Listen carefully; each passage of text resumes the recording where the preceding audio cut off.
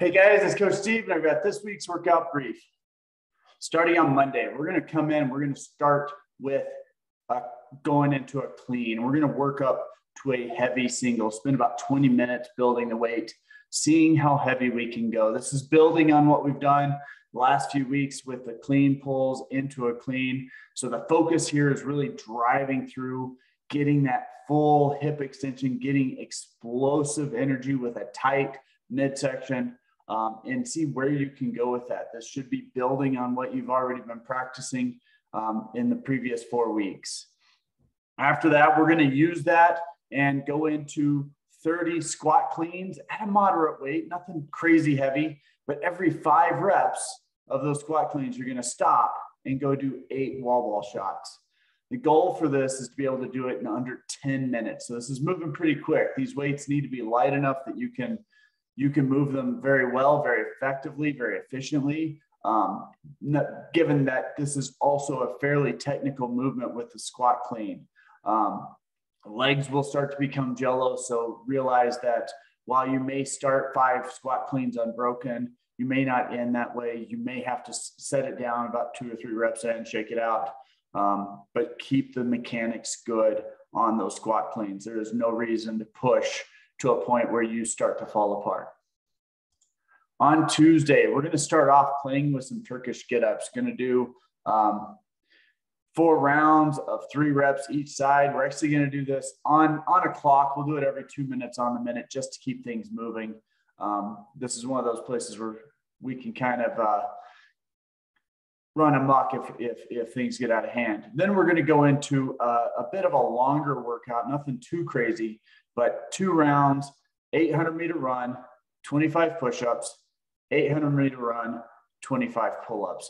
And this one should feel mostly cardio-like. I mean, obviously the 800-meter runs are going to make that happen, but 25 hand release push-ups, they should go fairly quickly. Don't go to a place where you're going to start bombing out. And on those runs, really focus on your pace. This is a chance to play with your gears and start off actually a little bit slower and see if you can beat that the second round and go a little bit faster in round 2. As far as the movements, the push-ups and the pull-ups, do not go to a place of failure on those. It will take time to recover from that. So stop before you completely bomb out, take a short break and get back to it. On Wednesday, we're going to spend the first part of the class working on the snatch, and we're going to play with it with multiple positions.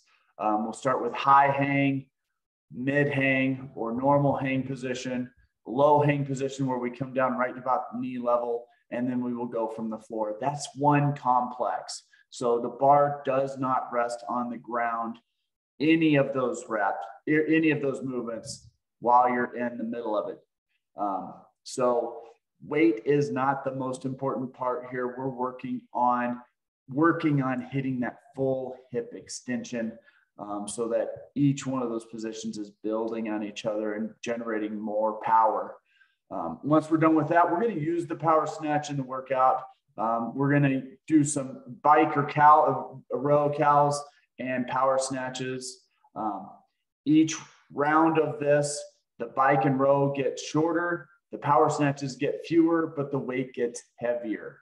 And there's going to be a 1-minute rest between each cycle. It's 4 cycles of that. Goal and cap for this is under 15 minutes, but very important here, keep those power snatch moving very solidly. Good catch position. Don't rush through this. Focus on good setup.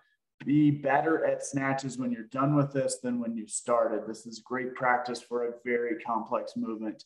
And if all else fails, modify it to a kettlebell swing and move on with your life. On Thursday, I'm going to jump right into the workout, 16-minute AMRAP, 30 box jumps, 30 sit-ups, and a 100-meter double front rack carry. That's 2 dumbbells or 2 kettlebells holding in that front rack position, 16-minute AMRAP. Goal of that is really just moving for the 16 minutes, pacing those things so that you can continue to move. The weight on that front rack should not be overly heavy. We want to maintain a solid core position. That's the whole point of that, is to really maintain and buckle down and into a good core position while we walk around with that weight. Once we're done with the 16-minute AMRAP, we're going to do a 12-minute EMOM, alternating between 3 different movements. That's 4 rounds of each movement. 8 toes to bar, 8 Superman rocks, I guess you'd call them, very slow and controlled. And then we're going to go into a timed overhead march that's holding a very lightweight that you can maintain overhead and marching. This can be either one hand or two hand. I was envisioning a barbell for this, but it really can be any implement overhead. I don't really care. The point of it is to really stabilize through that core, just like that front rack carry, but even more so since we're going up overhead. This is an EMOM, so generally you're going to have about 20, 30 seconds, maybe a little bit more of rest between each of those movements. On Friday, we're going to start off with box squats, 4 sets of 1. I want all 4 of these to be pretty darn heavy. I want you to be going at a 90% plus effort for each one of these. And you may end up finding what your 1 rep max is. Make sure you record that so you know where you're going. Once we're done with that, we're going to do another EMOM. This one is the actual, we'll call it Metcon piece of the workout for the day.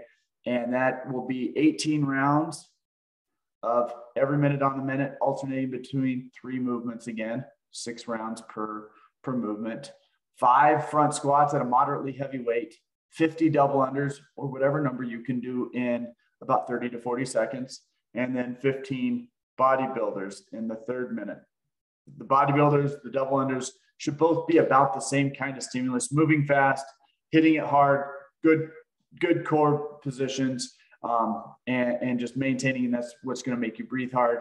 Those 5 front squats, starting off with, go with a weight that you can do about 5 to 7 reps with, unbroken, and just be sure to be in good, solid, squatty positions as you're going through this. On Saturday, we're going into a partner workout. The first part would be practicing the movements. The second part will be a 30-minute AMRAP, 1 wall walk, 3 shuttle runs. That's 50 feet total, 25 feet down and back is 1. So that 3 times, and then 5 shoulder to overhead with a moderate heavy weight. One partner is going to completely rest while the other partner is performing all of the movements, and then you switch. So this is a you go, I go kind of thing. Don't break up the rounds. One partner completes a round before the other one starts. The running for this, the shuttle run will most likely need to be done outside for this one, just because the gym will be a little bit too busy with the shoulder to overhead and the wall walks to do these shuttle runs inside, but it will be about the same distance down and back as what the inside of the gym would be. This is one of those of push hard through your round. You're going to be resting while your partner runs and does this. So you should be able to go pretty hard. That being said, your shoulders are going to be taxed. So you will end this with some pretty darn tired shoulders. Be safe on those shoulder to overhead, those wall walks. Don't let anything collapse. Do not fall on your head or let anything else fall on your head. That's what we have coming up this week, guys. Look forward to seeing you in the gym. Bye.